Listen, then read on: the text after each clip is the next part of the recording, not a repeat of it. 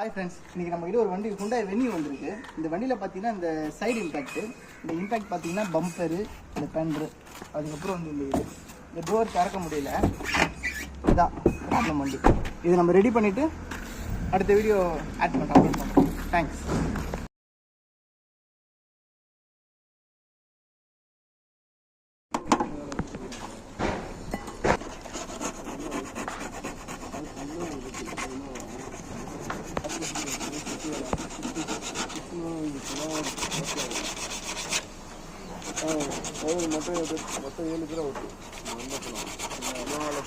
இப்போ இந்த வந்து டிங்கரால முடிஞ்சிருச்சு. இங்கே அடிப்படிச்சு லெஃப்ட் சைடு எல்லாமே இந்த பம்பரே ரெடி பண்ணி தான் போட்டிருக்கு மொத்தமாக.